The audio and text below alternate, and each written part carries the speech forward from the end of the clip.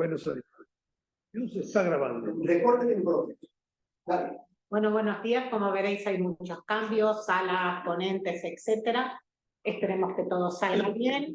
Y vamos a empezar con un contexto intelectual, fundamentalmente, a los momentos que narra la novela que tenemos hoy, Imán, a cargo del profesor Bernabé López García, especialista en estudios islámicos de la Universidad Autónoma de Madrid, jubilado pero activo, creo que como todos nosotros, que sigue dando clases, que colabora en el país y que tiene una buena cantidad de libros impresos sobre el tema. Bernabé expondrá, haremos un debate y luego pasaremos concretamente a analizar el libro. Pues muy buenas tardes y es una ocasión agradable, un día un tanto especial, que tal vez, como comentaba nuestro amigo, haya quien en casa mantenga dos pantallas al mismo tiempo, masoquistas o entusiasmados, hay un poco para todo en esta vida. Pero en cualquier caso voy a tratar de hacer esa presentación de un marco histórico, cultural, de las relaciones de España con Marruecos en el primer tercio del siglo XX. Voy a compartir pantalla para que se pueda ver un PowerPoint que he hecho para visualizar de alguna forma mejor lo que trato de contar. Si el tiempo me lo permite, al final leería unas cuartillas de un viejo artículo que hice sobre los intelectuales españoles y Marruecos en el mismo periodo que hoy nos interesa. Si no da tiempo, pues lo mandarán por correo electrónico a las diferentes personas. Era un artículo de 1985, ha llovido mucho desde entonces, pero de alguna forma puede resultar útil y complementario. Bueno, este asiento se va bajando, creo que da igual, se me sigue viendo. Bien, pues comparto pantalla.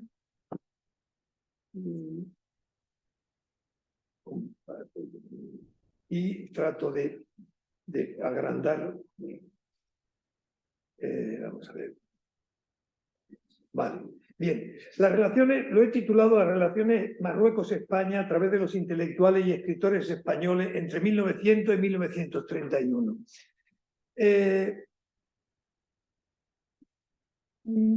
Naturalmente hay muchísima literatura española sobre Marruecos desde antes del siglo XIX incluso, pero recuerdo aquí, un poco de pasada, para dejarlo de lado, los viajes de Ali Bey, que se publicaron por primera vez en París en 1814, aquel personaje enviado por Godoy a inspeccionar Marruecos con vistas a una conquista megalómana de África, que resultó luego un viaje muy interesante, que daría lugar incluso a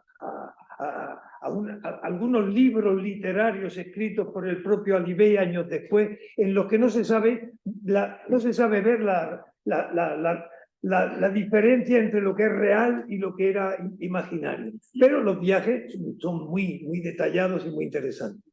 Otro libro clásico de Pedro Antonio Alarcón, El diario de un testigo de la guerra de África, iniciaba lo que era un periodismo de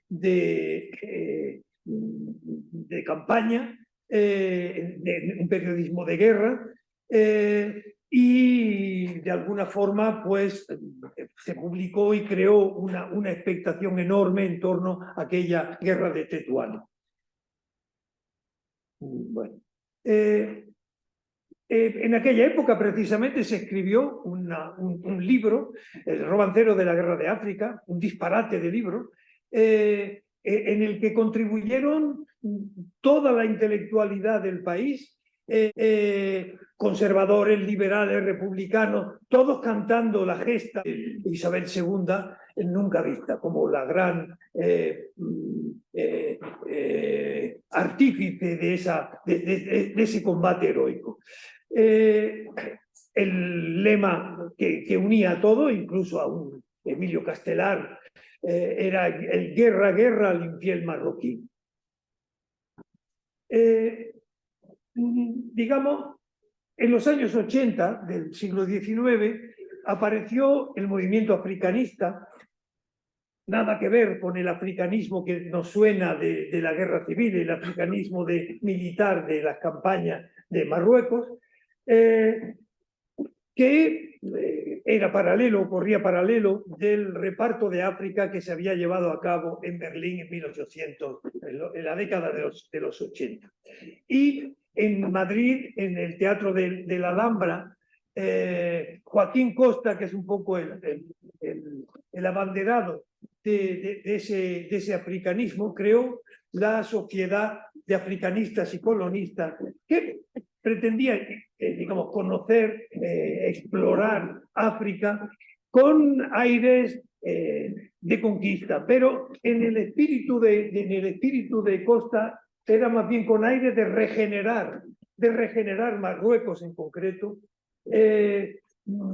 aun cuando empezaba a haber no pocos regeneracionistas también que para regenerar deberíamos empezar por nuestra patria antes que ir a regenerar otros ámbitos. Bueno, en cualquier caso, el propio Costa decía en su famoso y larguísimo discurso en ese Teatro de la Alhambra: la obra de la regeneración de Marruecos necesita fomento y estímulo del exterior. ¿A quién incumbe realizarla? Al mismo que la ha iniciado, a España. Y se ponía una tanta medallita de que España había conseguido pues que el sultanato se hiciera más humano, etcétera, etcétera. Bueno, en cualquier caso,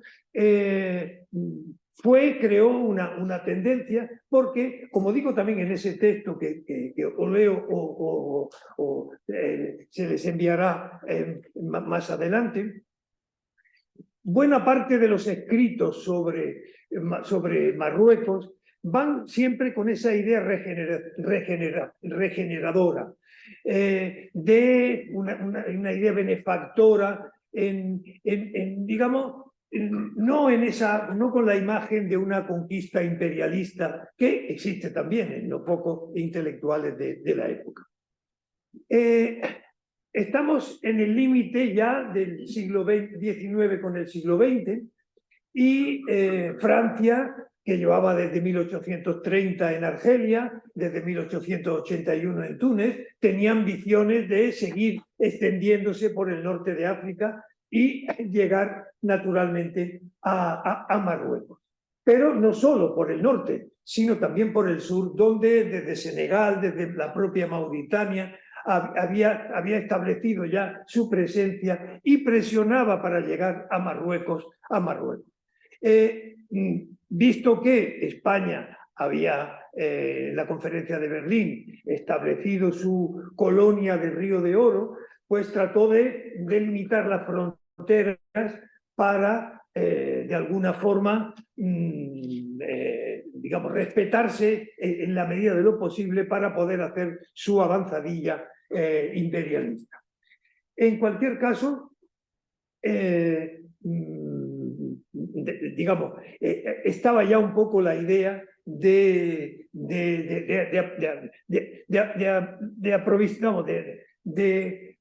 dominar en todo Marruecos a ser posible. Ahí llegó Inglaterra, en principio planteaba que, ojo, el estrecho de Gibraltar es mío, un poco más o menos. España inició en esos primeros años del siglo XX negociaciones con Francia a través del embajador canario León y Castillo. Y llegó a firmarse del Cassé, llegó a firmarse un tratado en 1902, es decir, a redactarse, porque luego finalmente no fue aprobado por los parlamentos correspondientes, por el Parlamento español, por ese temor a Gran Bretaña. Naturalmente lo que se había redactado y apalabrado entre León y Castillo y del Casé era digamos, un reparto marroquí muchísimo más beneficioso a España, que luego terminó resultando con el verdadero protectorado. En el mapa tienen precisamente lo que hubiera sido el Tratado de 1902, que incluía la ciudad de Fez, la ciudad imperial de Fez, la capital espiritual del país, que incluía también la ciudad de Taza, importante en la zona norte, el límite con el Rif, pudiéramos decir, pero luego fue recortado a la mitad o a menos de la mitad, y desde luego dejando las zonas fértiles, los valles, a favor de Francia, y dejando la zona riscosa, que se describe tan claramente en novelas como Imán, la zona árida, digamos, mucho menos rica, a pesar de las quimeras que algunos planteaban de unas minas del Rif tan productivas. La presión de Francia para apoderarse de Marruecos se apoyaba en pretextos, naturalmente, como toda ocupación imperialista siempre encuentra, o toda guerra imperialista siempre encuentra pretextos de orden interior o de orden exterior o de orden humanitario. Los pretextos que usa Francia es precisamente la inestabilidad en el país, presentada ante la opinión pública como una guerra civil. No había venido todavía una guerra civil que vendrá más adelante, una guerra fratricida entre los dos hermanos, Abdelaziz y Moulay Hafid.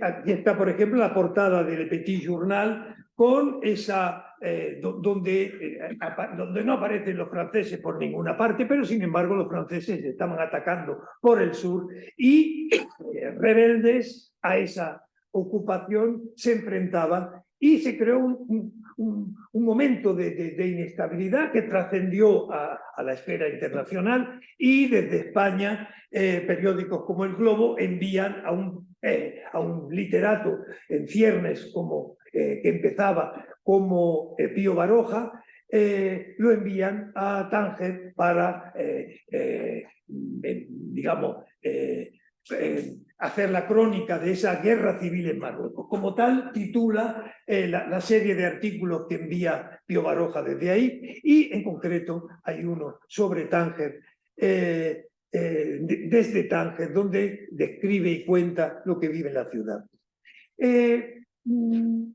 Baroja, podemos ver desde poco antes de esta fecha, podemos ver qué pensaba de Marruecos. Marruecos, un sitio donde no había llegado la civilización y donde a él le hubiera encantado exiliarse para evitar que llegara esa España de la industrialización, esa España del desarrollo, de la que él pretende huir desde su visión tanácrata en esa época. En 1899 escribe en la revista Nueva España, en una respuesta a Ramiro de Maeztu, a un artículo de Ramiro de Maeztu, dice: el día en que esa España venga a implantarse en nuestro territorio con sus máquinas odiosas, sus chimeneas, sus montones de carbón, sus canales de riego, el día en que nuestros pueblos tengan las calles tiradas a cordel, ese día emigro no a Inglaterra ni a Francia, a Marruecos, o a otro sitio donde no hayan llegado esos perfeccionamientos de la civilización. 4 años después, desde Tánger, le llama la atención, naturalmente, porque no es lo que se imaginaba. Él empieza a constatar que, en efecto, la civilización un poquito está empezando a llegar a esa esquina de Marruecos. Y en 1903 escribe en el periódico El Globo, en una de las primeras crónicas de esa narración sobre lo que llamaba la guerra civil en Marruecos, con muchísima exageración, dice: es difícil formar una idea clara de Tánger. Parece a primera vista que España es la nación que tiene mayor influencia. Para un español, el cambio de Andalucía a Tánger apenas podría notarse si los hombres de esta tierra no llevaran sus ropajes árabes y no hablaran árabe. El aspecto de la población es casi idéntico al de una población agrícola española. Una visión muy similar a la que Benito Pérez Galdós se va a encontrar y nos va a narrar en el episodio de Aita Tetauen, de sus episodios nacionales, en donde viene a decir españoles y moros, lo único que los diferencia la lengua y el atuendo.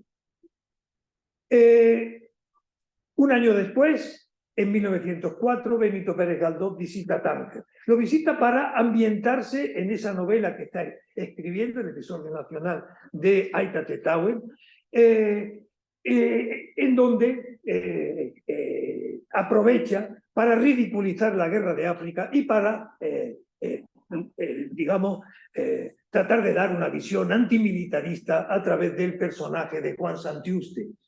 En cualquier caso, el ambiente aquel que yo he comentado de guerra a guerra al infiel marroquí, que en torno a la campaña de 1860 había unificado a distintas tendencias políticas, que luego va a repetirse también en 1893 con una campaña de Melilla que precederá a la del Barranco del Lobo de 1909, de la que luego voy a hablar. Ese mismo ambiente es el que describe en su novela el propio Galdós, describiendo lo que fue aquella guerra de 1860, en donde convierte en personaje al propio Pedro Antonio de Alarcón. Guerra, clamaban las verduleras, venganza y guerra los obispos. No había español ni española que no sintiera en su alma el ultraje y en su propio rostro la bofetada a España que dio la Kabila de Angera, profanando unas piedras y destruyendo nuestras garitas en el campo de Ceuta. El agravio no era de los que piden reparación de sangre. Fueron los españoles a la guerra porque necesitaban gallear un poquito ante Europa y dar al sentimiento público e interior un alimento sano y reconstituyente. Bueno, en cualquier caso, el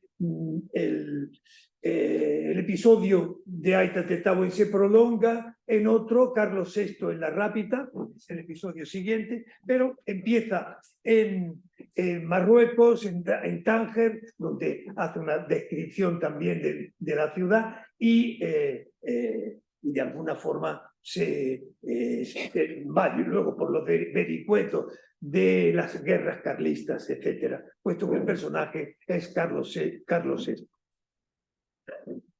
No es un escritor español, pero sí de gran influjo en la literatura española, Rubén Darío, que también visita Tánger en ese año de 1904. Y coincide con esa visión de que es una ciudad profanada por la invasión europea. Por tanto, está coincidiendo con esa visión de Pío Baroja. Y termina también diciendo, al partir, al despedirme de ese lugar y de este país en donde jamás un Tolbat leerá un libro de Nietzsche, vuelve a mi memoria el libro maravilloso, el libro glorioso, a quien se debe tanta magia, tanto color, tanta sana alegría y visiones interiores, el adorable Alf Laila Ulaila, Las Mil y Una Noches. Bueno, esa visión romántica, esa visión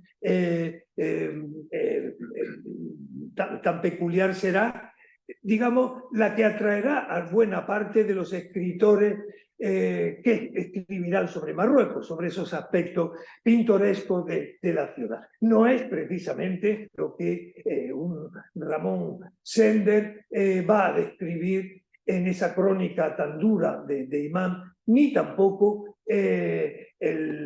el Arturo Barea de La Forja de un Rebelde, que también va a ser comentada en este club de lectura. 1904 es el año de la entente cordial entre Inglaterra y Francia, en donde Francia se aprovecha precisamente de que Inglaterra pone el veto a ese tratado que se había iniciado entre España y Francia, pero, digamos, se reconocen los derechos históricos de España en el norte de África, las ciudades de Ceuta, Melilla y los peñones de Alucemas, Badis y las Islas Chafarinas.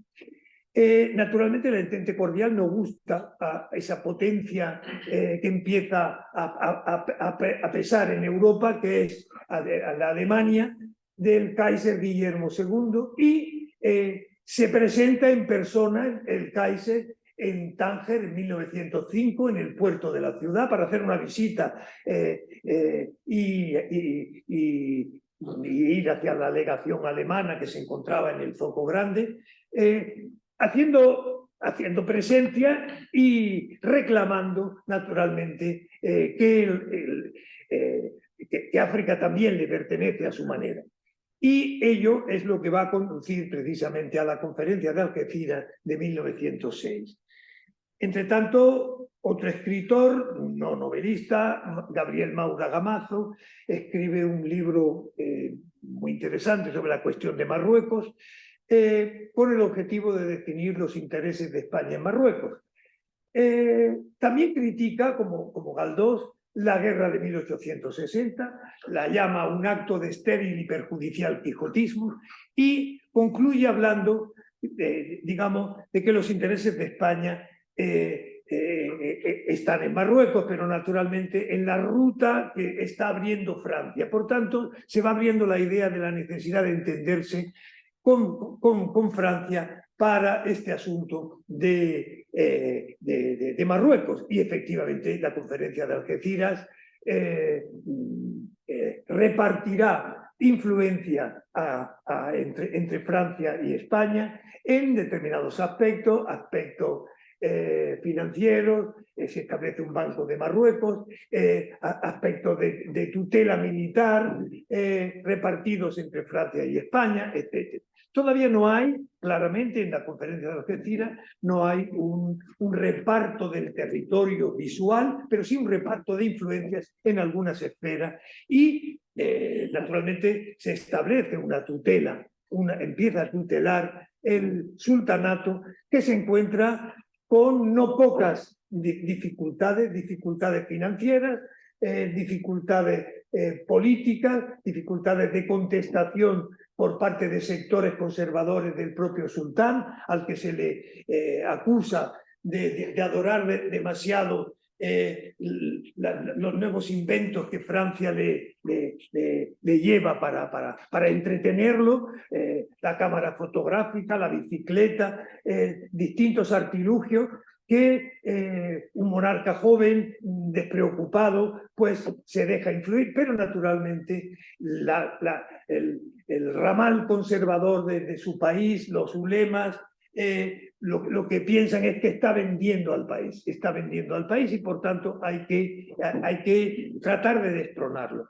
Y es lo que naturalmente va a procederse en los años inmediatos. He puesto, digamos, en España, Marruecos era ya, estoy hablando de 1906, esta caricatura es de 1908,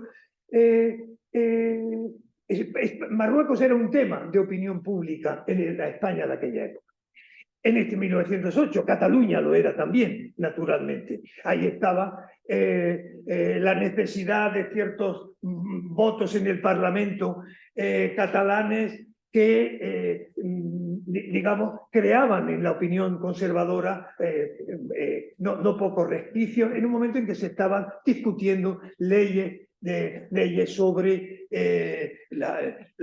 digamos, las municipalidades, las regiones en España, etc. Esta caricatura de 1908, de enero de 1908, la he puesto porque precisamente un par de marroquíes de notables acuden a una farmacia occidental en donde se vende vaselina y dicen ¿qué quieren ustedes? ¿La quieren ustedes francés, inglés, alemán, español? Y los marroquíes dicen de cualquier clase, es para la penetración pacífica, con las ambigüedades que puede todo el mundo imaginar. En cualquier caso, esa palabra de penetración pacífica será el gran alivio, la gran coartada para la conquista de Marruecos, que luego veremos que de pacífica tendrá bien poco. esa inseguridad del imperio serifiano, del imperio marroquí, inseguridad interior, aparecen una serie de señores cuasi feudales, como es el rey Suni en el norte, como es el Glaoui en el sur, que, digamos, contestan la política del Mahzen, la política del sultán, y a eso se añaden también esas protestas de índole religioso, cultural, que digamos, los conservadores le plantean a su propio soberano.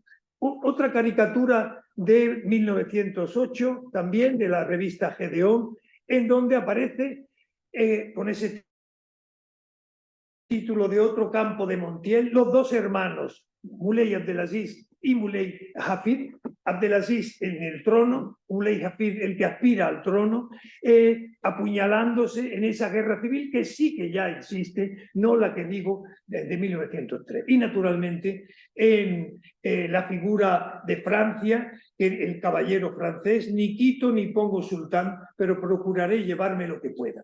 Quiero recordar que junto a estos dos, en esta guerra fratricida, había un tercer elemento. Había un tercer hermano, que era Mohamed, que estaba encarcelado por su propio hermano en Marrakech, y que se rumoreó que se había escapado y se había establecido en el norte. Es el famoso El Rogui, un impostor, pero que engañó incluso a potencias que hicieron negocios con el propio Rogui, se hizo fuerte en la zona rifeña, precisamente, concedió minas a españoles y digamos, fue finalmente Muley Hafid quien consiguió enjaularlo, porque como tal fue capturado y desplazado por el país para escarnio de la propia figura. Muley Hafid, el de la imagen, precisamente, llegará al trono en 1908. Hay un texto de Ramiro de Maeztu que me parece interesante, puesto que vaticina malos presagios precisamente en lo que va a ser esa penetración en Marruecos, esa penetración pacífico-militar en Marruecos. Y plantea en un artículo: toda acción militar sobre un pueblo fundamentalmente patriota y altivo como es el marroquí tiene que determinar forzosamente una reacción espiritual funesta para los invasores. Evidentemente se veían en esas reclamaciones que había contra el sultán anterior, pero que de alguna forma se iban a volver también contra el nuevo sultán Muley Hafid. Hace una comparación con el régimen del Mikado en el Japón y aventura, ¿por qué no?, evitar sus consecuencias cuando aún es tiempo. Eso lo escribía en 1908, antes de adoptar una posición más claramente en favor de la penetración en Marruecos. España empieza a encontrar problemas en su aventura africana. En 1909, repitiéndose unos episodios que he comentado hace un momento, tuvieron lugar en 1893, tiene lugar el episodio del Barranco del Lobo, con la secuela trágica de la Semana Trágica de Barcelona. El ejército inicia una acumulación de tropas alrededor de Melilla para garantizar el trabajo en las minas, esas minas a las que he aludido antes, atacadas por los indígenas, y mueren 6 obreros de la Compañía de Minas del Rif, lo que provoca precisamente esa movilización, llamando incluso a los reservistas. Naturalmente se establece la censura de prensa, este chiste del liberal. Dice: señor Cierva, por más esfuerzos que haga, no podrá usted taparlo todo. Los mensajes que envían desde los cronistas, desde las corresponsalías de guerra en el norte de África. El llamamiento a la huelga general para el 2 de agosto, adelantado en Cataluña el 26 de julio, es el que provoca la suspensión de garantías constitucionales y provoca la fuerte represión, con la campaña de solidaridad internacional con los represaliados y fusilados como Ferrer Guardia. La reacción de los intelectuales, la reacción en España de ciertas fuerzas políticas, el Partido Socialista Obrero Español en concreto de Pablo Iglesias, la reacción de esos intelectuales contra el gobierno Maura fue iracunda. Galdós, Costa, Dicenta y tantos otros. Y la protesta terminaría acabando con el gobierno de Maura. La protesta, de ahí nace la conjunción republicano-socialista que Benito Pérez Galdós va a acabar presidiendo y que logrará imponer el primer diputado socialista, Pablo Iglesias, en el Parlamento de 1910. En 1909, contra esa campaña de Melilla, Joaquín Costa publica un texto iracundo que le costará cárcel y el propio Galdós publica esta tribuna al pueblo español, un poco sintiéndose como su mensaje, digamos, como Émile Zola con su Yo acuso, con ese tono rotundo. Ha llegado el momento de que los sordos oigan, de que los distraídos atiendan, de que los mudos hablen. El que esto escribe, teniéndose por el más mudo de los hombres, se atreve a sacar del pecho una voz y arrojarla como piedra en el charco, en la dormida superficie de la nación española, para que ésta rompa el estupor medroso con que contempla los destinos de política y guerra que la llevan a insondables precipicios. En fin. La guerra de 1909 no viene suelta, sino que es un poco el principio de una avanzadilla hacia el interior de Marruecos, en la zona que más o menos está delimitándose entre Francia y España. Los alrededores de Melilla no se habían 1909, o una conquista de Larache en 1911. Esta es una lápida que se puso en 1937, plena guerra civil, en un protectorado ocupado por Franco. Pero en recuerdo, dice, el 8 de junio de 1911 desembarcaron las tropas españolas en Larache para salvar a Marruecos de la anarquía. Me interesa precisamente eso, porque el gran pretexto de la intervención va a ser ese salvar a Marruecos de la anarquía. El Partido Socialista, por entonces, en una campaña muy dura, pero planteada de una manera no claramente anticolonial, sí antimilitarista. La campaña era del o todos o ninguno.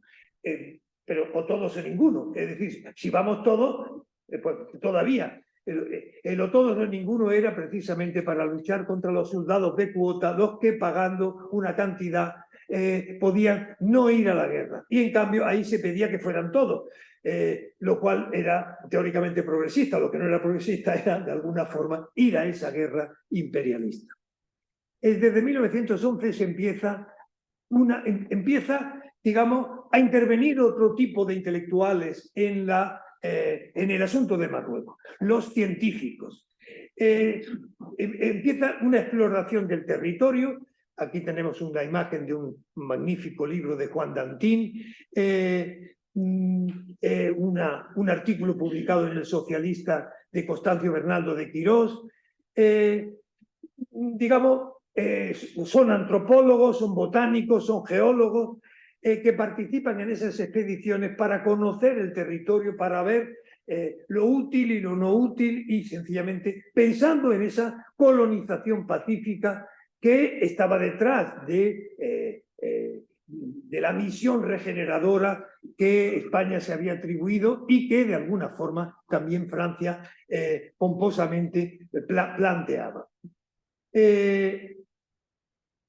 En esa fecha, en 1911, otro escritor, Miguel Manuel Ciges Aparicio, recientemente se han publicado algunas obras suyas, Los vencedores y los vencidos, publica en 1911 Entre la paz y la guerra. Ahí como se ve un poco al final, vaticina: el Rif es de mal agüero para los españoles. Tantas veces como allí hemos armado Zambra, otras tantas hemos salido con las manos en la cabeza. Evidentemente, lo que él ve en Melilla y en los alrededores, en su visita al Rif en esos tiempos, amenaza eso. Como Don Quijote hizo de la sucia Izacia al don San Lorenzo una sin par princesa, la imaginación visionaria del doctor Maestre será capaz de transformar en fragantes flores los secos cardos del río. El doctor Maestre era uno de tantos que trataba de cantar las riquezas que podía haber encerradas en el río. Lo que primeramente nos aguarda en Marruecos son los 14.000 Beniburriagel, los de la tribu de Beniburriagel, que es la de Abdelkrim, bravos y bien armados, de que este mismo señor nos habló días pasados. Lo que con el tiempo nos espera es el sepulcro abierto para nuestra nación agotada, desangrada y arruinada en el loco empeño. Finalmente, la penetración nos resultó pacífica tras el establecimiento del protectorado franco-español. En este mapa se pueden ver las distintas fases de la conquista, que termina más o menos, la conquista global franco-española, que termina en 1934, la pacificación, entre comillas, española termina en 1927 con el arresto final y la entrega de Abdelkrim a los franceses, pero ahí vienen zonas que antes del establecimiento del protectorado ya habían sido ocupadas, los franceses por el lado argelino y España por el lado del Larache, y los franceses también por el lado de Casablanca y Rabat. En Casablanca fue bombardeada por los franceses en 1907. Eso provoca dentro del movimiento obrero internacional un cierto cataclismo que lleva a los congresos de la Internacional Obrera a cuestionar las aventuras imperialistas europeas. Y, por supuesto, España mandó una pequeñita fragata de apoyo a los franceses en ese desembarco y bombardeo de la ciudad de Casablanca de 1907. La opinión pública española está contra la guerra de Marruecos. Para ello lo agitan el Partido Socialista Obrero Español, para ello lo agitan intelectuales de prestigio. Aquí hay algunas imágenes. Ya ha comenzado el protectorado, de la visión a través de los humoristas, de humoristas sarcásticos y de humor negro, del socialista. Estas dos viñetas son de 1913. La de arriba reza: qué gran cosecha la de Ogaño, las espigas de calavera, y la última locura de Don Quijote, querer coger la media luna con las manos. Otro chistes también del socialista, poco chistes, pero como una ironía fortísima: el protectorado, material científico para la acción cultural de nuestra zona marroquí. Y en África, el triunfo de la cruz sobre la media luna. Por supuesto, ya estaban costando muchas vidas humanas a los soldados que eran reclutados y que tenían que ir allí, y de las que se escapaban los soldados de Cuba. Recomiendo este libro, la imagen del magrebí en España, que el profesor Eloy Martín Corrales publicó hace ya una veintena de años, que son como 600 o 700 imágenes de viñetas, juegos, escultura relacionada con el moro desde el siglo XVI hasta el siglo XX. Dando siempre una imagen distorsionada, caricaturesca, ridiculizable, etc. Llegamos al momento crucial de los años 20, de la guerra de Abdelkrim. Abdelkrim, un personaje bien singular. Abdelkrim padre era un amigo de España, digamos, con su tribu, tratando de oponerse a determinadas otras tribus que hacían la guerra a España. Así estuvo en una primera etapa. Ben Abdelkrim, porque Mohamed Abdelkrim es su padre, pero Mohamed Ben Abdelkrim es el hijo, aunque se conozca como Mohamed Abdelkrim. Fue enviado por su padre a Melilla, donde fue periodista, responsable de la sección árabe del Telegrama del Rif, el periódico local, cadí, es decir, juez, profesor de árabe y de bereber a los militares de la zona en la ciudad de Melilla entre 1907 y 1915. Llegó a tener por ello la cruz laureada, quizá no es laureada, la cruz de Isabel la Católica. Y, sin embargo, a raíz de la guerra europea, empieza a disentir de la política francesa, se acerca a una visión más cercana a los alemanes, que estaban teniendo una campaña de propaganda importante en todo el norte de Marruecos, y finalmente es encarcelado por los españoles por presión de los franceses, se escapa de la prisión, se rompe una pierna, entra en una disidencia y termina precisamente convertido de moro amigo en moro rebelde entre 1916 y 1921, en que tendrá lugar el famoso episodio al que de alguna forma alude también la novela que nos traemos entre manos, con sus enormes repercusiones en España. Pero hay, digamos, la relación de Abdelkrim durante la guerra con un sector de la opinión, en concreto a través del periódico La Libertad, cuyo director Luis de Oteiza viaja a entrevistarse con Abdelkrim después del desastre, con intención de liberar a los prisioneros que estaban en poder de Abdelkrim.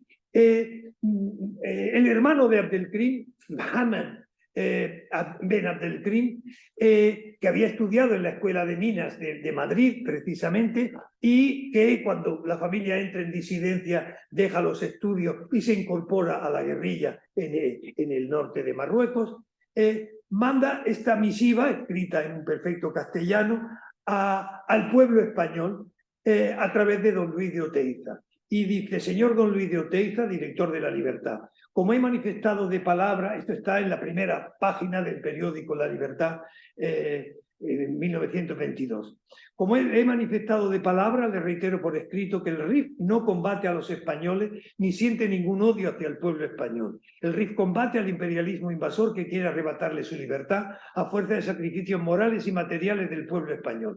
Le ruego manifieste a su pueblo que los rifeños están dispuestos y en condiciones de prolongar la lucha contra el español armado, que pretende quitarle sus derechos y, sin embargo, tienen sus puertas abiertas para recibir al español sin armas como técnico, comerciante, industrial, agricultor y obrero. Eso hubiera sido la penetración pacífica, una forma de cooperación civil, como la cooperación al desarrollo de la actualidad, pero que realmente no llegó a hacerse en el RIF de entonces.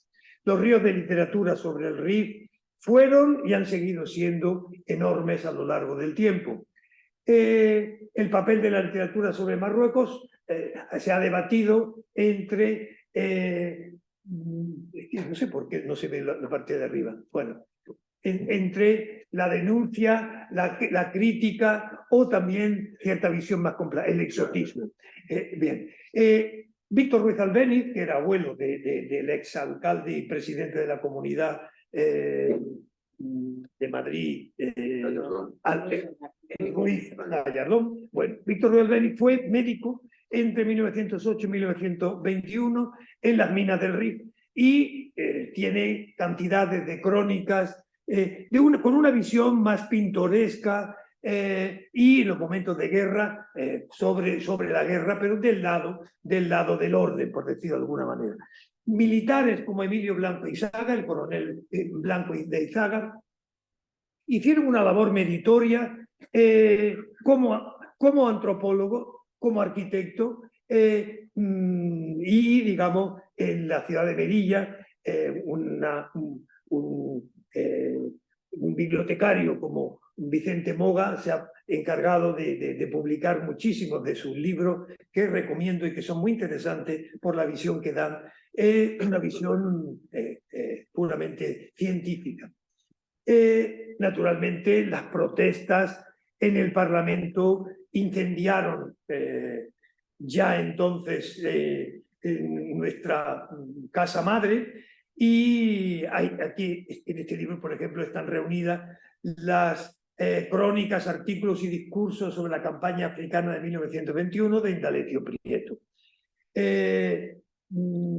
Pero eso fue a más, se pidieron responsabilidades, se empezaron a estudiar las responsabilidades y se vio que llegaban arriba, iban a llegar a la propia monarquía, y en eso Primo de Rivera dio su golpe en septiembre de hace 100 años de 1923. Él que había preconizado el abandonismo, paradójicamente, él que había preconizado intercambiar Ceuta por Gibraltar con Inglaterra, y empezó con una visión abandonista, pensando esto hay que acabar pronto, cuanto antes nos vayamos mejor. Pero la presión de los militares africanistas, incluso con un almuerzo con huevos encima de la mesa, bueno, en el plato que le sirvieron, le forzaron de alguna manera a ser el que luego monta el desembarco de Alhucemas, se pone de acuerdo con los franceses y acaban derrotando a Abdelkrim. Unamuno, que tiene una larga tradición de escrito y de escrito sobre Marruecos, en una visión, digamos, no muy cercana y amistosa con el propio país, pero en cualquier caso intuyó esa dictadura unas semanas antes o unos días antes del golpe de Estado, cuando publicó el artículo Dos dilemas en El Socialista el 10 de septiembre de 1923. El dilema, o ir a Alhucemas o el abandono, se reduce a este otro: o pertinacia dinástica o soberanía nacional. Y a este otro: o absolutismo o democracia. Y que se nos deje el señor Alba de repúblicas coronadas. Manuel Azaña, en 1923, en una reseña hecha en la revista España al libro del general Berenguer, Memorial de Guerra, dirá una frase que sigue teniendo vigencia 100 años después: ciego estará, ciego de soberbia, quien no advierta que los moros influyen en España mucho más que los españoles influimos en Marruecos. Cabalmente, decía, lo que se ventila en nuestro problema marroquí es la subsistencia o la caducidad de los valores creados hace siglos por los dueños de España que administran su historia. En el texto, que yo creo que quizá no dé tiempo, en el texto podrán ustedes ver cómo en la revista La Pluma, que dirigía el propio Manuel Azaña, publicó en los días del desastre de Anual, publicó unos artículos muy interesantes, algunos con seudónimo de Cardenio, que recomiendo consultarlo. Llegamos a nuestro libro, la primera novela de Sender, autobiográfica en parte, pues vivió la guerra entre 1923 y 1924, y terminamos con la República Española, que intentó llevar a cabo una política civilista, corregir las desviaciones militaristas que habían tenido lugar en todos los años anteriores. Los altos comisarios, en lugar de ser generales, van a ser comisarios civiles: López Ferrer, Moles, Rico Abelló. Pero las demandas de igualdad de trato de los nacionalistas marroquíes, las reivindicaciones obreras, produjeron incidentes, tensiones en el interior del propio protectorado, y la República no supo atajar el germen de la guerra civil que provocarían los militares africanistas pocos años más tarde. Este libro, Miguel Martín, publicado en Rueda Ibérico en el año 1973, difundió la idea de que la República se limitó única y exclusivamente a continuar la pacificación, entre comillas, iniciada por la dictadura. Y se pregunta, ¿por qué la República conservó Marruecos y no se desentendió de ese vivero de problemas. Y que la única respuesta posible es la supeditación de la política exterior española al imperialismo anglo-francés, a los tratados que al fin y al cabo estaban firmados, de ese tratado de protectorado con Francia. Y nada más. Muchas gracias.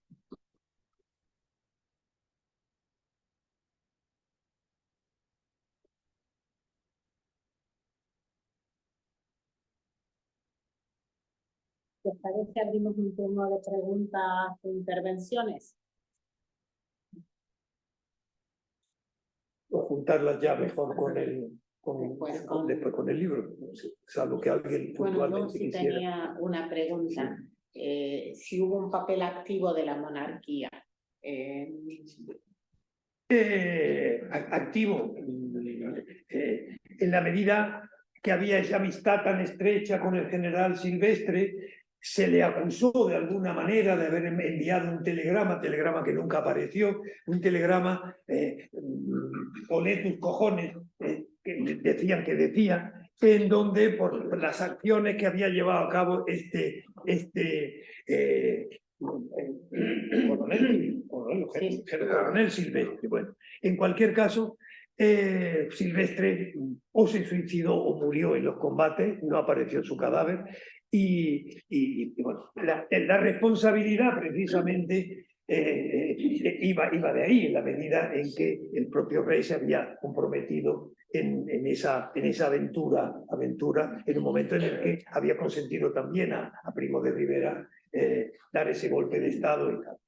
Que posiblemente una de las razones... Recuerdo que tenéis que hablar alto para que lo oigan todos, por favor. Una de las razones que se ha esgrimido para el apoyo del rey al golpe era para que se pagara el informe de Berenguer. Claro. Es decir, que en las Cortes... El informe de Picasso. Claro, porque estaba empezando a tocar temas difíciles, ¿no? Sí, claro. Y esa puede ser una de las explicaciones de ese apoyo, porque en el informe de Picasso el rey iba no solo por la amistad silvestre, sino también por los intereses económicos, Claro. que se decían. Sí. Y había otro. Bueno, sí, tenía intereses económicos en las minas, en Romanones. La verdad que, perdona, puedes levantarte y... Sí, que en el informe de Picasso aparecen también las relaciones económicas que había el rey Romanones en las minas de Rick, que luego nunca se sacó nada de ella. Pero bueno, eso fue una condena. Lo que pasa es que está inserta toda la injerencia española, francesa, dentro de Marruecos, en el contorno que se estaba fraguando de Primera Guerra Mundial. Es un rey centralizante, Alfonso XIII, la idea que tiene de que pasará a la historia como un rey que ha ampliado su dominio, plenamente feudal. Pero también lo es Guillermo, en Alemania, va allí. Y están disputándose los restos del imperio, el otomano y aquí, la guerra de aquí, la guerra de aquí. Va a dar lugar a eso. Por eso, Adelcrim está jugando también en la política internacional. Durante la Primera Guerra Mundial se vuelca a los franceses, porque sus enemigos son los que están ocupando, son Francia y España, que están ocupando España, es neutral aparente, están ocupando Marruecos. Es lo que me ha faltado ahí ver, la implicación en la guerra mundial, en el conjunto, que es una guerra colonialista, ¿verdad? Claro, en el conjunto es. No, que se habla de que. Sí, que se habla de que el golpe de Primo de Rivera se debe, digamos, a parar el informe Picasso que se estaba, digamos, se iba a tramitar, se estaba tramitando en el Congreso. Y se habla, digamos, de que eso tuvo lugar para proteger sobre todo la figura del rey. Yo creo que también, aunque no sé si hay pruebas de eso, se habló de que se estaba investigando también una cierta corrupción dentro del seno militar, que había habido tráfico de armas con los rifeños. Claro, era un tema también que al ejército le interesaba cortar. O sea, que no solamente la figura del rey y su relación íntima con el general Silvestre, por sus, instrucciones y apoyos totalmente escandalosos, sino que también iban a investigar el tema del ejército. Sí. Y yo creo que fue eso. Digamos, en la ruta de la forja de un rebelde, el tema de la corrupción es central y creo que sale, recuerdo que sale también esa historia del desvío de armas. Que se habla de estaban también armados y tal, se habla de que había tráfico de armas. Yo quería preguntar el interés corporativo de los militares de mantener la guerra porque les permitía acelerar su carrera profesional. Claro. Franco, por ejemplo, no había llegado más que a coronel, quizás si no hubiese sido en África, ¿no? Lo cual provoca tensiones también en determinados en juntas de defensa militares, de gente que está en la península y que no tiene la oportunidad de esos ascensos por méritos de guerra que procura la guerra. Y naturalmente un gobierno, un ejército hipertrofiadísimo de oficiales y de generales que viene de Cuba, encuentra en Marruecos una manera de continuar precisamente. Y ese es un poco Marruecos va a servir de vivero de ese africanismo, digamos, que dará lugar a la guerra civil, evidentemente, ¿no?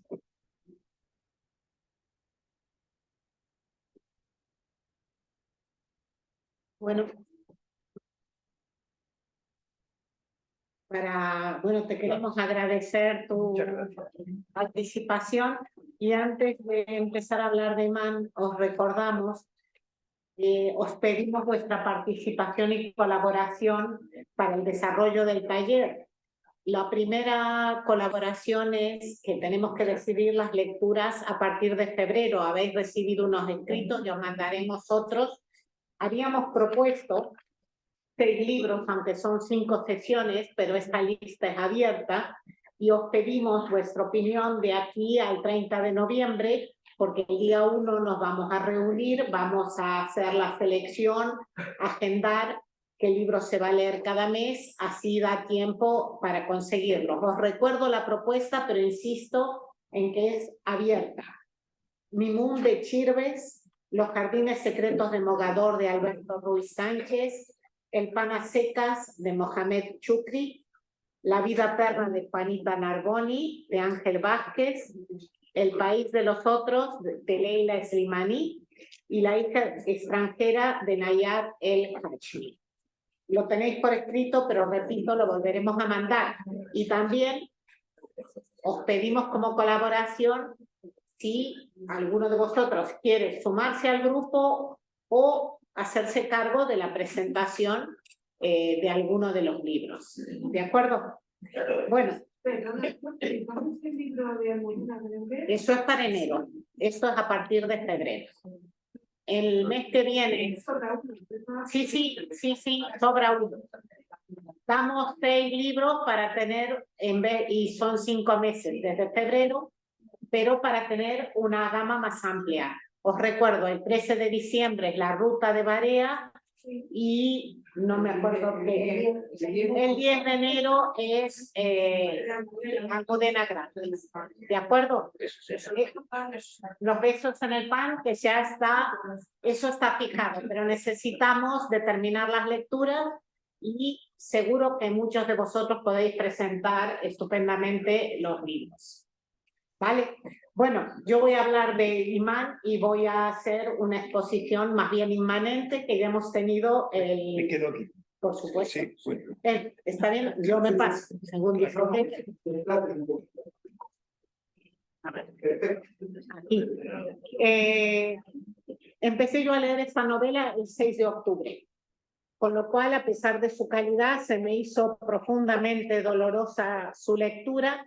Y evidentemente me es imposible no considerarla como un alegato pacifista e insisto, profundamente doloroso. Y después de escuchar a Bernabé, por muchas de esas cosas y de la sensación de que el tiempo no pasa, inclusive por el vocabulario utilizado en las comunicaciones y en las reivindicaciones, pues se acentúa. Curiosamente, en la necrológica de Sabater en El País, a la muerte de Sender en 1982, rescata esa estatura pacifista de la novela y dice: En particular, Imán es una novela de una belleza sombría y agobiante, vívida y atroz. Se la recomiendo con la mayor urgencia a los antimilitaristas, a los enemigos de la fanfarria belicista y patriotera y de los pringosos traficantes de la muerte. No sé si todavía dirá lo mismo Sabater. Unos pocos datos, aunque Bernabé ha tocado. Bueno, Sender vivió entre 1901 y 1982, publica la novela en 1930 sobre hechos ocurridos entre el 21 y el 24. Anual fue en el 21, ya lo recordó Bernabé, y Sender estuvo en Marruecos como parte del ejército español desde principios del 23 a principios del 24. Es la primera obra impresa, no su primera obra, sino la primera obra impresa, y llama la atención su calidad al ser, al fin y al cabo, prácticamente una primera obra. Yo considero que es una obra redonda desde el punto de vista literario y que tiene actualidad y vigencia. Carrasquer, que es uno de los estudiosos de Sender, dice que produjo más impresión fuera de España que en España, aunque lo mismo se editaron en España 30.000 ejemplares que se agotaron. Hubo traducciones al inglés, al ruso, al holandés, al alemán, y la primera edición alemana de también 30.000 ejemplares se agotaron en menos de un año.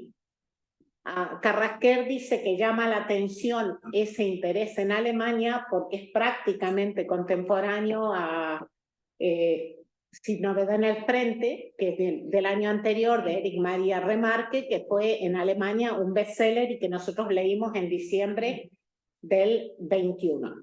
En 1935, Sender obtuvo el Premio Nacional de Literatura por Mr. Witt en el Cantón, o sea, nuevamente un tema de rebeliones, y marchó al exilio antes de la finalización de la guerra. Volvió, bueno, vivió en México, vivió en Estados Unidos, vivió en Francia, volvió un par de veces, y hay bastante debate y discusión en torno a sus actitudes y a su figura en los últimos años de su vida. Ese tema lo podemos debatir luego. Sus notas a la primera edición me parecen deliciosas. Utiliza el antiguo recurso retórico de estas son notas que yo tenía, esto es una crónica, que siempre permite dar verosimilitud a lo narrado. Dice, de hecho, tenía estas notas desde hace 3 años, observaciones desordenadas, cosa que se desdice en la novela, que está todo muy bien atado, a veces demasiado prolijas, a veces sin forma literaria, recogidas durante mi servicio militar en Marruecos. Las doy apenas ordenadas. La imaginación ha tenido bien poco, nada en verdad que hacer. Cualquiera de los 200.000 soldados que desde 1920 a 1925 desfilaron por allá podía afirmarles. El libro no tiene intenciones estéticas, tampoco es verdad, ni prejuicios literarios. Sencillo y veraz, trata de contar la tragedia de Marruecos como pudo verla un soldado cualquiera de los que conmigo compartieron la campaña. Para el contexto histórico, que voy a ir muy rápido porque gran parte lo ha hecho Bernabé, me basé en este libro de María Rosa de Madariaga, que fue compañera nuestra. Se llama Marruecos, ese gran desconocido. Es un libro minucioso, muy documentado, muy interesante, y me sorprendió porque está en las librerías, no hace falta ni encargarlo. María Rosa de Madariaga tiene varios libros más sobre Marruecos. Ella califica el movimiento africanista español como colonialismo benévolo, basándose en una expresión francesa, colonialisme bénévole o bon enfant, para referirse a la idea colonial de determinados grupos en Francia que funcionaban en líneas similares a las españolas y que se acercaron a Marruecos o a parte de África con objetivos científicos. Digamos que los científicos fueron como una avanzadilla para profundizar en temas de conocimientos de geografía, flora y fauna, así como recursos mineros del continente africano. Se sumaban otros de carácter supuestamente humanitarios, ¿no?, los que suelen acompañar a todo colonialismo, como eran la abolición de la trata de negros y de la esclavitud, la supresión de ritos considerados salvajes y la difusión del cristianismo mediante la labor de los misioneros. Se manejó inclusive que era necesario hacer la campaña en Marruecos para cumplir con el testamento de Isabel la Católica. Bueno, por supuesto, el movimiento lo que tenía interés en ciertas materias primas y fundamentalmente Alemania tenía mucho interés en minerales para su industria y para su industria armamentística. Y detrás del explorador, el aventurero, el científico, pues terminaron yendo los soldados. Como dije, había minerales estratégicos, en eso tampoco cambia mucho el mundo, y la situación que hay en Marruecos, en el momento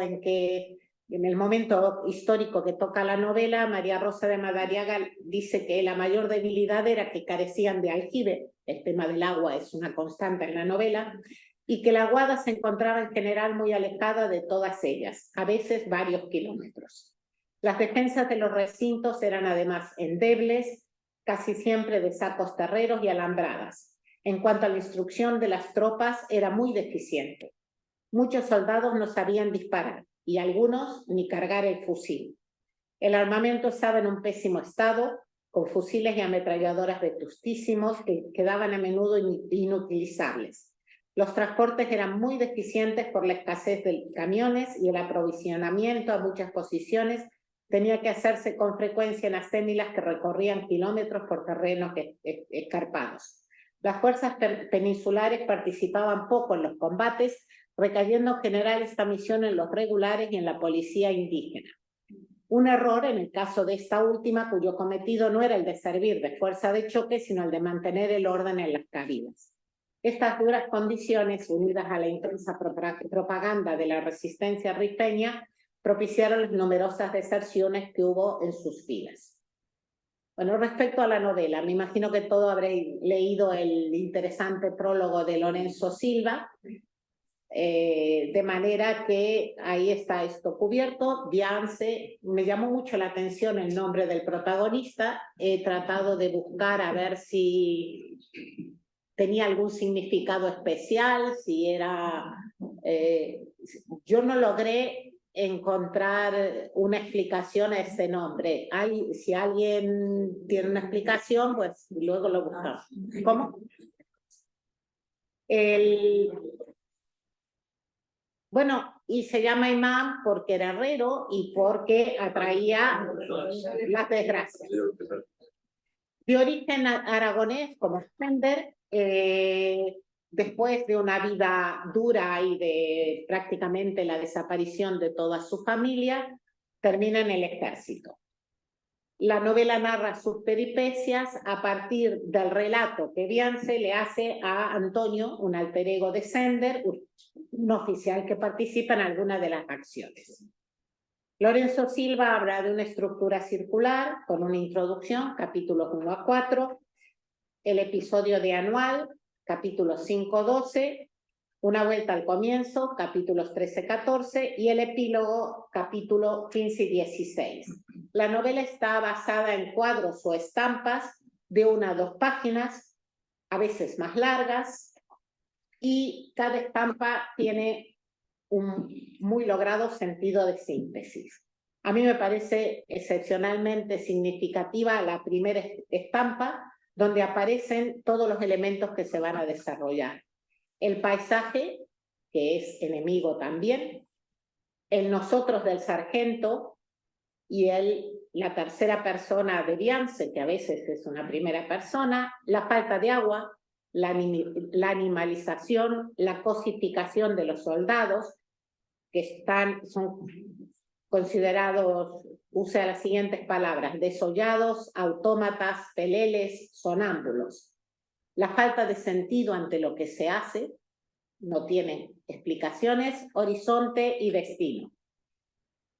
También los uniformes son inadecuados y el trabajo de los soldados es considerado como un trabajo de Sísifo. En mi edición del libro, que es la edición de Austral, esto está en la página 73 y 76.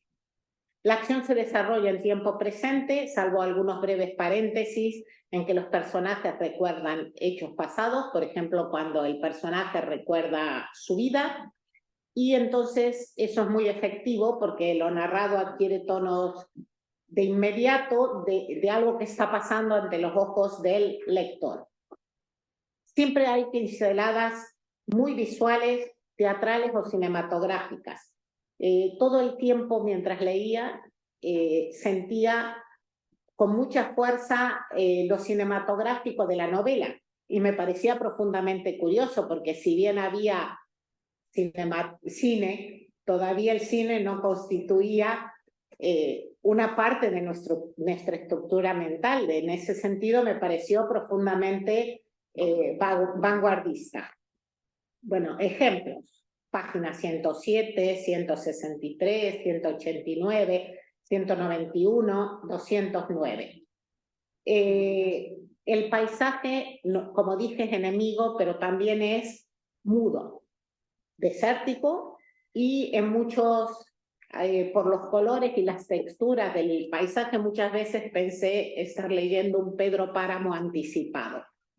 En la página 211, por ejemplo, dice: la llanura pertenece a un planeta que no es el nuestro, un planeta muerto, aniquilado por las furias de un apocalipsis, silencio y muerte infinitos, sin horizontes prolongados en el tiempo y en el espacio hasta el origen y el fin más remotos. La tierra blanca, los arbustos escasos y secos, llanura cruzada por 1000 caminos invisibles de desolación, moros muertos, españoles despedazados, la soledad grita al sol en 1000 destellos. Bueno, los personajes pertenecen la mayoría a una clase social baja, campesinos, obreros, la carne de cañón de todas las guerras, aunque más tarde aparecieron soldados de cuota, los que pagaban para no ir porque en la península hubo muchas protestas. Hay una gran diferencia de clase con los oficiales, que además tratan con una crueldad terrible a los soldados, ¿no? Está el episodio en que le hieren la mano a Biance cuando lo podrían auxiliar, porque bueno, a lo mejor si lo subían al coche iba a contagiarle los piojos. Esto está en la página 319. El narrador, es muy inteligente la elección de narrador que hace Sender desde mi perspectiva. Tiene estudios, por lo tanto puede elaborar más lo que está viendo, pero no es un militar profesional, por lo tanto puede tener como una mirada desde el equilibrio, tanto hacia los soldados como hacia los oficiales. Son especialmente interesantes del funcionamiento del narrador las páginas 110, 111 y 112. Hay estilo indirecto, estilo directo, preguntas, respuestas. Y cuando habla Biance, muchas veces se contamina con la perspectiva del narrador, que tiene un nivel cultural mucho más alta, pero el narrador tiene conciencia de eso y dice, por ejemplo, estas reflexiones no las resuelve Biance, pero las plantea oscuramente y quedan iniciadas en la subconsciencia otra vez alerta. Respecto al personaje principal, él considera que los demás ignoran qué excelente operario de herrería era. La guerra destruirá su autoestima, su identidad, su arraigo, y la novela cuenta el proceso de animalización y cosificación de Viance y del resto de los soldados. Una cita: Viance se aburre en el parapeto, quiere reflexionar sobre sí mismo, pero no puede. Se le pierde la idea como si quisiera dilucidar el origen del mundo. Se siente vacío de afectos, no tiene otras simpatías que las de un vegetal por la luz, el agua, la tierra. Y odios, eso sí, odia a un oficial. Pero es un odio anterior a las filas, es una cuestión de amores.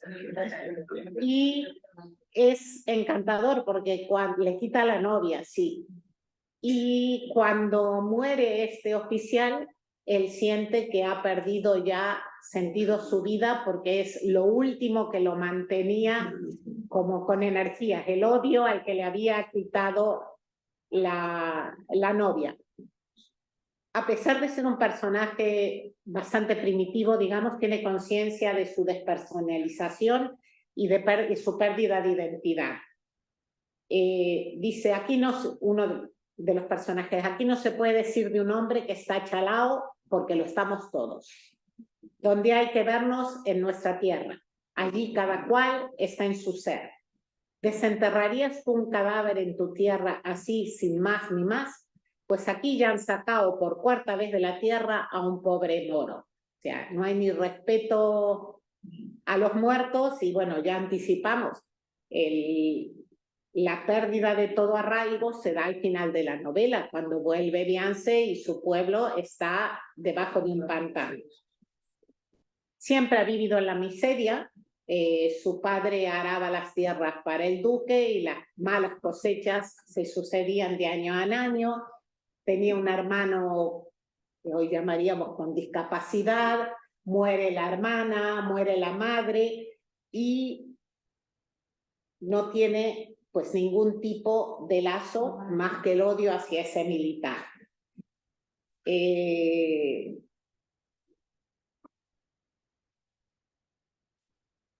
Respecto a su posición, reflexiona: ¿por qué han ido aniquilándolo moralmente, negándole siempre la facultad de pensar, de opinar, reduciéndole a una cosa que hay que inventariar en cada revista y tener siempre al alcance del pie? Y es un muerto en vida, ha huido de su propia sepultura, pero siente la impresión de haberse quedado allí muerto. Andar, andar. Él mismo considera que se ha muerto 2 veces. Una vez cuando se tuvo que... Es un muerto en vida que se ha acomodado a condiciones que él mismo considera que son similares a la esclavitud. Nos tendríamos que plantear, bueno, si es héroe o antihéroe, y él mismo define qué es un héroe. Claro, piensa, nosotros somos los que en la prensa y en las escuelas llaman héroes. Llevar sesos de un compañero en la alpargata, crear piojos y beber orines. Eso es ser héroes. Yo soy un héroe. Un héroe. Un héroe. La palabra, al repetirla, pierde sentido y llega a sonar como el gruñido de un animal o el ruido de una cosa que roza con otra. Un compañero dice: Cabo, somos fuertes y tenemos buenas armas. ¿Por qué nos han de poder esos piojosos? Los marroquíes. Yo sí que lo sé, porque ellos tienen razón y eso pesa mucho. Y en la página 300 dice: la única herida que llevo me la ha hecho un oficial. Y yo creo que entre los moros se ayudan y que no hay tanta estrella y tanta casta. Todos son hombres y yo otro hombre más. Pues respecto al estilo, es goyesco, muy eficaz. Uno lee descripciones y ve grabados de Goya. Ejemplo: el compañero tiene llagas en los labios hinchados y de las mangas de la guerrera salen unas muñecas y unas manos flacas color sarmiento. La cara inflamada también por un costado. De la comisura de los labios baja un hilo de sangre de las encías. página 175. Página 199. Varios cuervos brincan tomando aire para alzar el vuelo y salen en la bandada. Olor de carne descompuestas.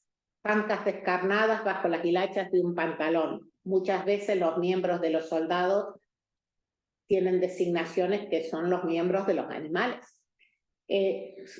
Como dije, cinematográfico, raudo, inseguro, fantasma, un automóvil a velocidad increíble llega por el camino de herradura dando tumbos. Es que se ve.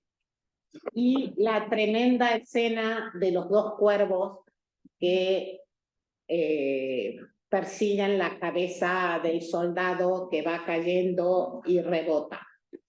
En las páginas 364, 366 hay un ritmo frenético de persecución cinematográfica. Pero bueno, como nos está narrando una guerra nada limpia, en algún momento llega a ser hasta gore, cuando está con el señor español que vive con la calavera de su mujer, por ejemplo, o escatológico, cuando cuenta, en un rincón dormían o se descomponían 3 cuerpos inertes. Al otro lado, un soldado en cuclillas desmenuzaba estiércol de caballo y separaba cuidadosamente los granos de cebada sin digerir. En general, todos los críticos coinciden en que en su estilo es un estilo bastante seco, de verbos y sustantivos, con escasos adjetivos, aunque yo creo que en general están muy bien puestos. Por ejemplo, en la página 312 dice esta compasión llorosa y untuosa. El untuosa me parece soberbio. Normalmente utiliza adjetivos de color, aunque las descripciones tanto de exteriores como interiores son escasas. Los personajes no reciben descripciones detalladas, físicas, se insiste en el anonimato de los soldados y se los identifica por sus actos y sus palabras. El mismo Sender dice que para adjetivar prefiere tonos fríos y tonos menores, matices de gris, matices de blanco, matices de amarillo bajo. La púrpura de los cardenales, de los emperadores, no me gusta, porque prefiero los tonos fríos y bajos para situar la acción. Como ambientación me gusta mucho en el ambiente gris, porque en el gris destaca cualquier forma de énfasis natural, aunque sea muy poco acusado. Y entre mis defectos tengo también alguna forma de fuego interior que no puedo evitar. El esfuerzo mío cuando escribo consiste más en atenuar el fuego que en atizar. Bueno, respecto a la guerra, evidentemente está justificada por los factores de poder, la monarquía, los gobernantes, la iglesia. De hecho, el cura les dice que están absueltos por matar. Eso ya lo sabemos. Y entonces un soldado pregunta, ¿entonces esta guerra la ha mandado el Papa? No, el rey. ¿Y el que obedece al rey va al cielo? Sí, porque el rey tiene investidura divina. ¿Cómo? Que representa la autoridad de Dios en nuestra patria. Ya, siempre me lo representaba a Dios como una especie de rey. Me encantador. Y evidentemente, pues no hay individuo aquí, sino como reflexiona. Ahí está el anacoreta de los millones, el místico de la industria, pregonando la virtud, la abstinencia, el ayuno y bautizando al indígena con el polvo rojizo del mineral. Bautismo de esclavitud, de vasallaje, de prostitución, del trabajo impuesto y mal pagado. En este sector, la gran losa calcárea es un área feroz y primitiva.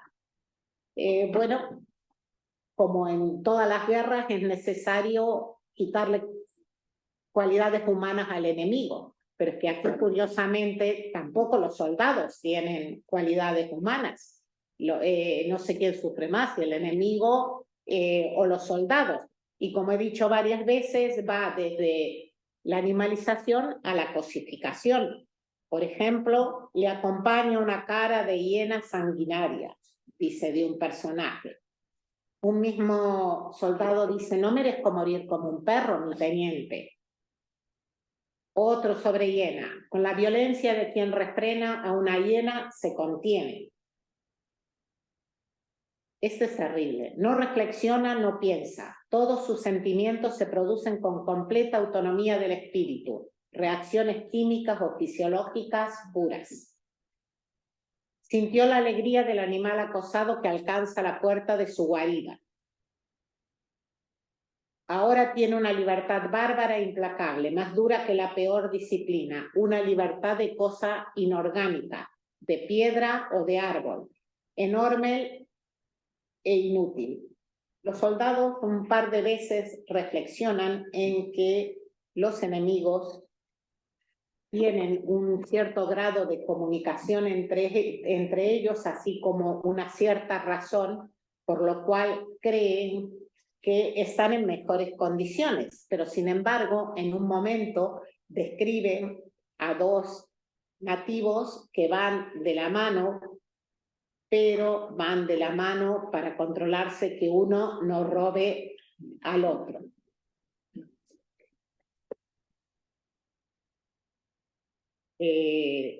Como conclusión de esa despersonalización, deshumanización que lleva a la guerra, en la página 372 dice, no se licencia ninguno de los que vienen acá, ni yo. El que viene se queda aquí y luego echan pa' España un pelele, un tío ya exprimido sin jugo. De hecho, eso es lo que le va a pasar a Biance, que después de varias prolongaciones de su servicio por castigos diversos, vuelve a su pueblo, nadie lo conoce, no hay ningún lazo y no tiene nada que hacer allí. En esta guerra se ensayaron ya armas químicas y María Rosa de Madariaga hace una descripción que coincide en los términos con las cosas que vienen en la novela. Por ejemplo, los testimonios de los pocos supervivientes de la oposición resultan estremecedores. Para aplacar la sed, machacaban y chupaban patatas. Y recurrieron también, sobre todo para los heridos, al líquido de los botes de pimientos y tomates. Cuando se acabaron, bebieron agua de colonia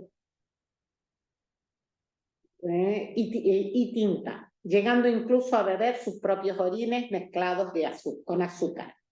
Para aliviar el calor asfixiante, cavaban hoyos en la tierra en los que se metían desnudos. Eran tantos los muertos que el hedor de los cadáveres resultaba insoportable. Muchos caían muertos sobre el parapeto, no por las balas enemigas, sino por agotamiento. El testimonio más completo sobre la caída de Igediven se debe al único oficial superviviente, teniente Casado. Bueno, es a partir de la peripecia de un individuo en la guerra colonial, cruel y dura, que la novela adquiere su dimensión más allá de la circunstancia en la que está escrita y se convierte en un alegato contra la miseria y la guerra. El soldado que no alcanza la categoría de ciudadano desaparece como humano y ni siquiera tiene un lugar de pertenencia en España y tampoco reconocimiento. Me sorprendió mucho al leer algunas críticas que consideran que cuando él se asoma para ver a su pueblo y el pueblo está bajo las aguas, consideran que eso es una apertura de esperanza porque ese pantano es el progreso para España. 2 o 3 críticos lo decían. Yo considero que si es ese progreso, es un progreso en el que Biance no tiene sitio y yo lo leí como un símbolo de la desaparición posible de todo vínculo.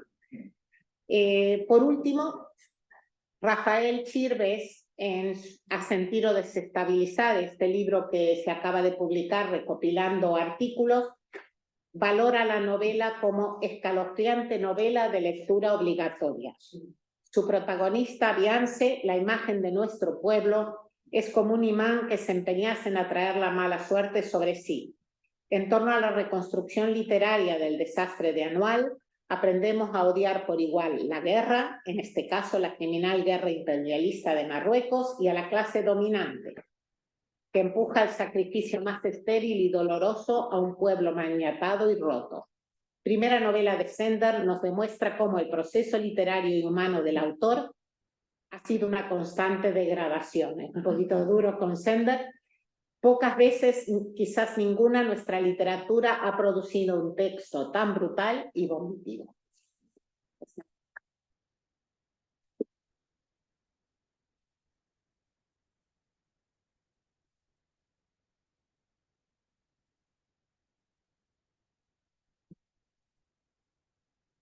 Bueno, abrimos el debate. Sería bueno terminar sobre -10, -5, porque pues tenemos una cosa bonita que hacer en ese momento. ¿Palabras?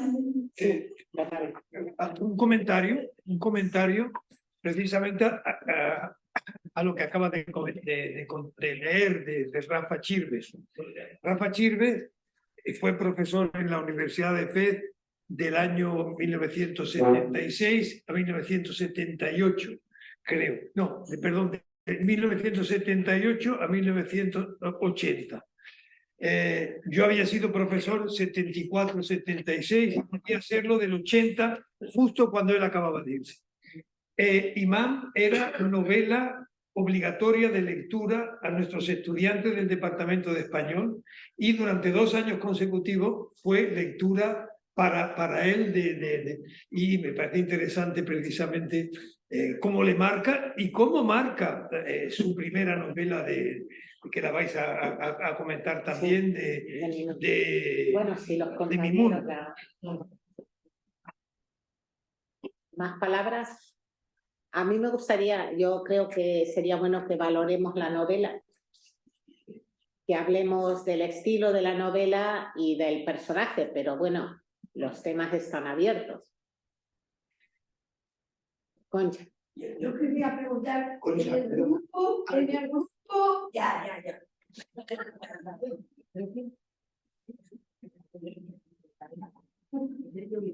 En este grupo hay algunas personas que sean aragonesas de origen. No, era para ver si coincidíamos en que era un humor muy aragonés. No, he vivido en Aragón. No. Es que a mí me parece que el humor hay veces que es genial. Estamos en el colmo del sufrimiento, de la desolación de la guerra, de los horrores, y luego consigue sacar ahí una frasecita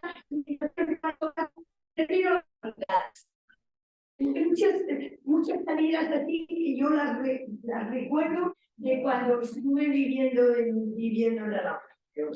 Era para ver si coincidíamos con alguien que conociera verdaderamente.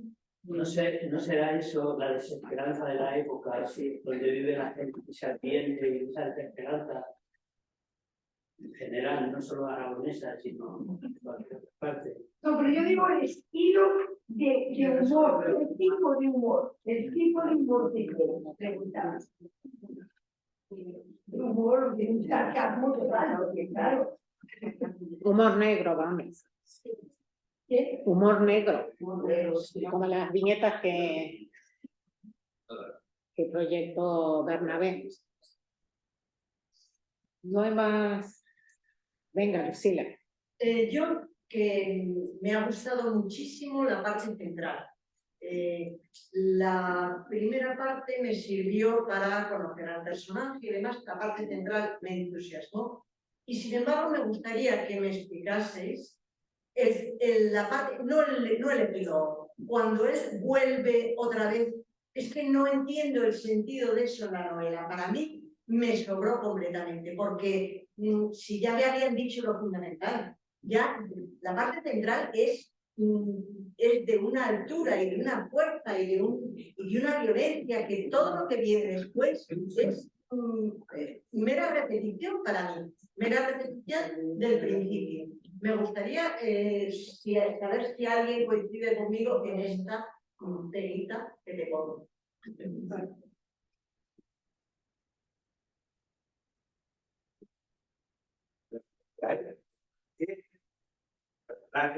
un pesimismo acojonante. Es un paria de la sociedad civil y es el último modo de la sociedad militar que le caen todas y que dicen que no sabe a dónde van, que van 30 kilómetros andando, o si es que existe algún, o es que existe, o es que van a algún sitio, y si es que dirigido.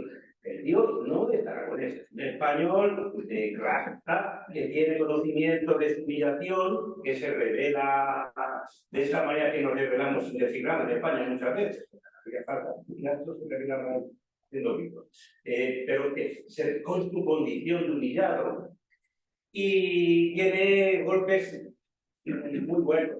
Cuando se encuentra de vuelta en el tren con un catalán y le ve la medalla que se ha puesto el mismo en la grupita, dice, ¿es remunerada? Dice, sí, bastante nos cuesta muy catalán, ¿eh? Bastante nos cuesta al contribuyente esa medallita.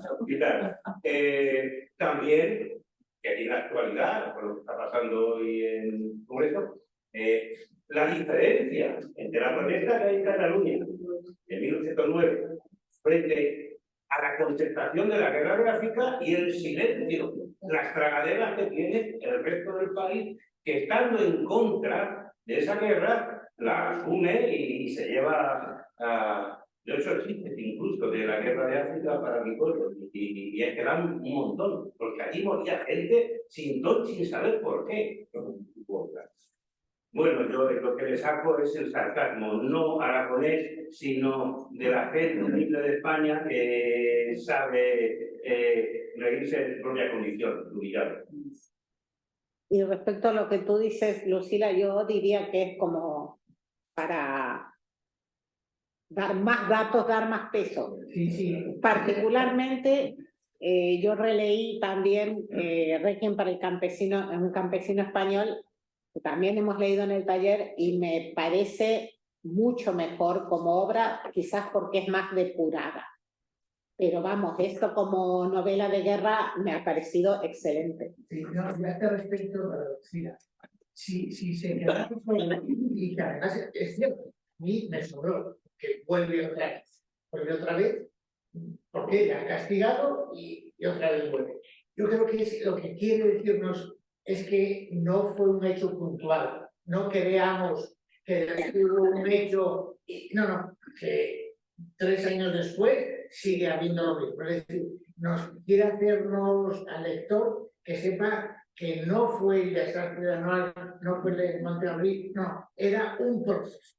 Y en ese sentido, digo, es cierto que es mucho más corto, pero estamos 3 años después, y todo sigue igual. Es decir, que hay una cosa y otra, o sea, que la guerra no fue un hecho puntual, sino un suceso en tiempo. Creo que ahí se dio explicando. Y ahora que hablas del Requiem, a mí me recordaron páginas de Biance de su infancia al mundo de Juan del Molino, el Requiem por un campesino español. ¿Por qué? Porque de alguna manera, esa sociedad contra la que Paco del Molino se revela es la sociedad en la que nos cuenta aquí. O sea, cuando va el niño de Paco del Molino Monaguillo a dar los santos, la extrema unción en las cuevas, es que es la misma sociedad que está encontrando. Por lo tanto, para ascender ese tema, era un tema fundamental. Y bueno, y no es extraño que después se escriba sobre la matanza de casas viejas, etc. Es decir, que un tema fundamental es entender, primero, menos que esté avanzado, no olvidemos que escribe otra novela que marca de Hijas Altas. Después, sobre uno de los episodios de la guerra de Marruecos, una novela de la que nadie habla, pero que nos cuenta un episodio real de la guerra de Marruecos. La pobreza, la miseria, la desigualdad social en la España de los años 20 es un tema crucial de entender. Curiosamente, hemos leído que no lo fue, que él era un niño bien, como cuenta, bueno, un niño de clase media acomodada, como cuenta en los primeros tomos de sus memorias. Por eso la conciencia social Bueno, le viene yo creo que le viene de la rebeldía contra su padre. Y su padre y su cercanía, bueno, con los anarquistas, con el Partido Comunista y demás, ¿no? Su posición política consciente, ¿ya? Sí, otra cosa más en esto, yo estoy de acuerdo con lo que ha dicho. También habría que ponerlo un poco en relación el momento que escribe. La literatura no va por esos caminos, sin embargo, sí que está escribiendo. Y lo que está diciendo me parece un poco más como la literatura de los años 40, de los años 50, esa literatura también social. Y aquí se produce también una literatura social en estos años, que hay muy pocos autores, entre los cuales vamos a ver otro más, que es Barea y algún otro más. Sin embargo, la literatura que se produce, lo que nosotros estudiamos de literatura, no tiene nada que ver con esto, que es la deshumanización del arte, que es el novecentismo, el final de la generación del 98, la generación del 27, y aquí tenemos una serie de autores sociales y que escriben bien, por lo menos algunos de ellos. También habrá algunos que sea un poco lo que decíamos el otro día de la literatura de la red. Pero bueno, y estoy de acuerdo que lo que has dicho del estilo, la cantidad de cosas que nos has dicho, es para decir que es una obra completa. Aquí yo este mismo texto que tú has mencionado, no sé de quién es la contraportada, si será de Lorenzo Silva o de otro, y dice que es un estilo escueto y carente de artificio, que es prácticamente. Sin embargo, nos ha demostrado con montones de citas que hay bastante artificio. Sí. Y yo estoy de acuerdo con la compañera que ha dicho que la parte central de las tres partes es muy buena. Que tiene realmente líneas y una validez y una calidad me parece impresionante. Sin embargo, la primera y la tercera me parecen un poco más secas, me parecen un poco más descriptivas solo de acción, comparado con esas cosas. Y ya que he dicho esto, pues aquí en la página 230 también hay un poco esta idea de que nos dice la contraportada de escrito y carente de artificio. Yo soy capaz de leerlo. Dice: el muerto ha quedado atrás en la misma posición, con la cabeza increíblemente torcida. Brian se siente que la simplicidad práctica de todo esto ya no impresiona. Es como un juego infantil en el cual se mutila y martiriza a unos cuantos insectos cuya vida tiene sin cuidado al universo. Es natural que ocurra porque el Briance, que podía haber disparado sobre los moros, no se ha atrevido. Dice: una fuerza cósmica establece el derecho del más poderoso y solo esto, nada más que este, procede una lógica. No se atreve siquiera a completar mentalmente una injuria maquinal, estúpida y contiene también, bajo el influjo sorprendente de la noche, una blasfemia. Es la mitad de la novela, para que veamos cómo es verdad que esto podemos pensar que es el trasfondo de Brian, pero en realidad es el pensamiento del sargento narrador, que es definitivamente.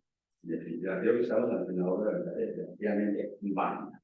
Y esto es lo que hace que a lo mejor, cuando estamos leyendo, nos olvidemos del proceso angustioso que tenían todos esos soldados y nos lo pasemos hasta bien desde el punto de vista estético. Que yo creo que tiene esa estética que nos hace olvidar un poco, en cierta forma, la cantidad de muertos que van quedando por el camino.